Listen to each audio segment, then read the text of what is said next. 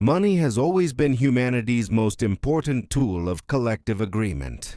It was not something you could eat, burn for warmth, or live inside. Yet everyone believed in it. Because of that belief, cities were built, empires rose, wars were financed, and in some cases, even peace was bought. But the real question was always this: did people control money? Or did money control people? And if one day this system were to collapse, if the thing we call money were to lose its value, what would rule the world then? And what would guide humanity? History has seen moments like this before.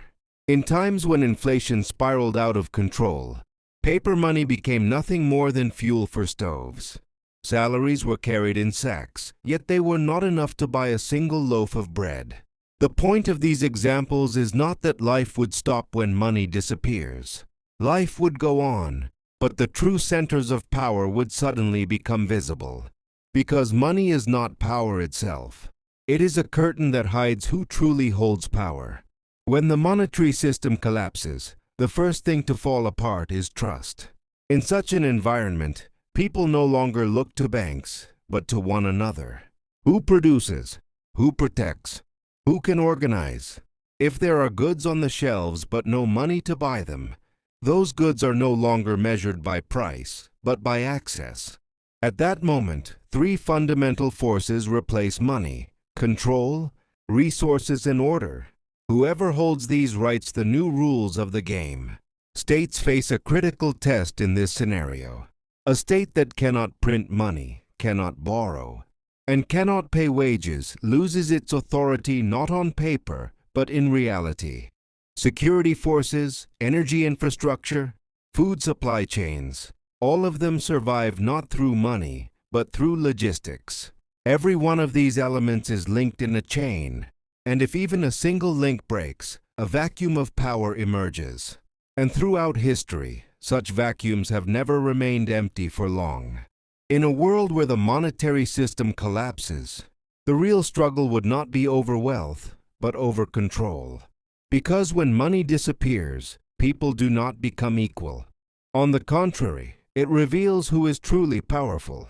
At this point, three main actors step onto the stage: states, large corporations, and organized groups. Each draws power from a different source, and in times of crisis, those sources become far more decisive than money itself.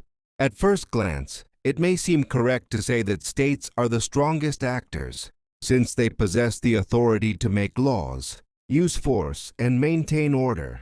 But when money collapses, state power is tested rapidly. A state that cannot pay wages cannot buy loyalty.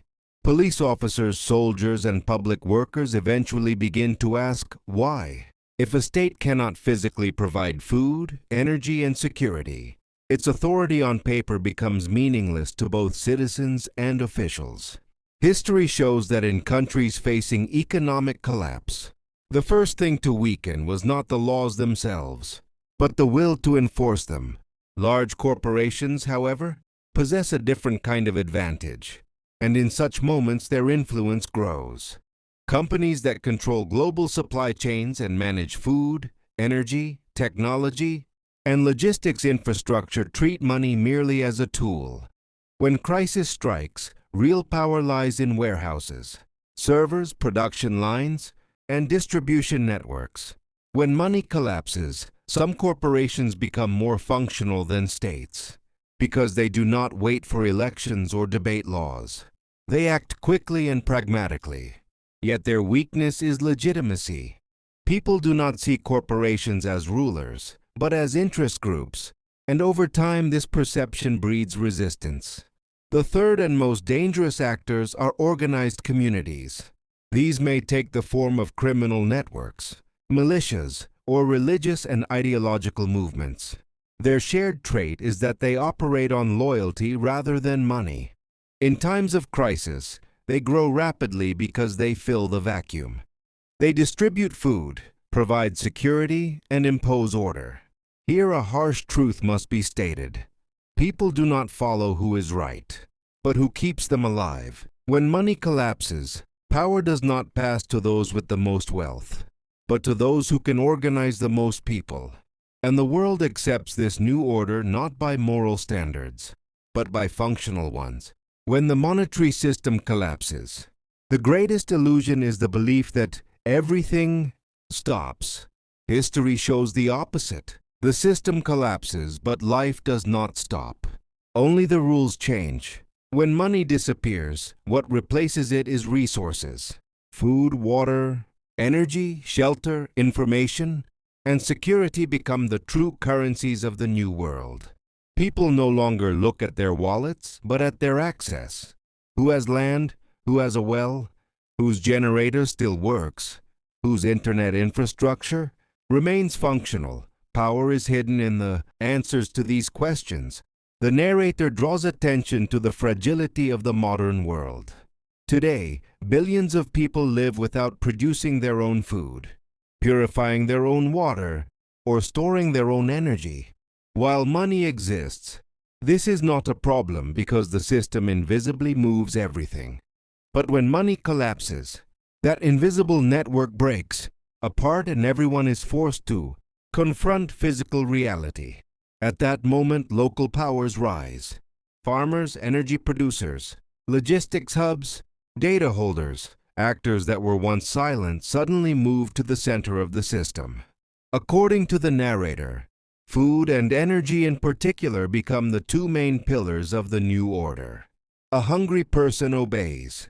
A freezing person submits. For this reason, those who control resources enforce new rules even if they never formally write laws. Another critical element is information.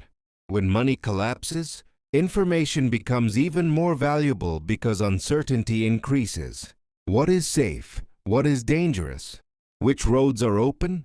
Which systems still function? Those who possess this knowledge can direct crowds. The narrator emphasizes that in scenarios where digital infrastructure remains intact, technology companies and data holders gain extraordinary power because whoever controls the flow of information controls perception, and whoever controls perception governs behavior. In this way, an economy can exist even without money. Barter returns, but not in a primitive form. Instead, it becomes organized, hierarchical, and often unjust. People no longer ask for prices. They ask for terms. And in this new order, it is not the richest who survive, but the most prepared. The narrator underlines one fundamental truth. When money collapses, what governs the world is not chaos, but a new balance established by those who control resources. So when the monetary system collapses, who protects order and how does it continue? Because the absence of money means the weakening of contracts, the loss of meaning in laws, and authority existing only to the extent that it can be enforced. At this point, security becomes the hardest currency of the new world. Armed force, organized discipline, and deterrence, structures that possess, these will quickly take control of their surroundings. Throughout history, the power vacuums that followed the collapse of empires have proven this reality again and again. The narrator emphasizes that in the modern world, this role would not be carried only by armies, but also by private security companies, militia groups, and even large corporations. When money collapses, states weaken but do not disappear entirely. Some shrink, some harden. States that can preserve their power may survive by controlling access to resources and security. But where states lose that power, other structures inevitably take their place. Local leaders, tribal-like organizations, city-states, and closed communities rapidly emerge. In this new order, loyalty is not bought with money, but with protection. People offer labor, share information, and even surrender freedoms in exchange for security. The most dangerous scenario is the complete privatization of security, because those who sell protection offer it not to those who pay the most, but to those who provide the greatest benefit. Equality disappears entirely, and two classes emerge, the protected and the vulnerable. At this point, morality, law, and human rights are pushed into the background, because the instinct to survive overrides all ideals. The narrator states that even in a world without money, power always has a cost. Sometimes that cost is labor, sometimes obedience, sometimes silence. And whoever protects order also sets the rules. When the monetary system collapses, what governs the world is not chaos, but a new authority established by those who can apply force. When the money system collapses, the power that rules the world will not be limited to weapons and security alone. Knowledge and technology will become the most valuable form of capital in the new order. Those who control communication, possess data, and can operate technology will immediately gain an advantage over others. In an environment of chaos, information becomes the only way to find direction. Whoever controls electricity keeps networks alive, and operates machines holds real power. Even if digital infrastructures fail, those with technical knowledge will be the first to rebuild the system. A person who can bring a server back online, reconnect a network, or activate an energy source becomes more valuable than hundreds of armed men. This is why engineers, technicians, software specialists, and scientists emerge as the key actors of the new world. Knowledge is no longer measured by academic titles, but by survival skills. It becomes clear which knowledge is useful and which knowledge is a burden. At the same time, propaganda and perception management gain enormous influence.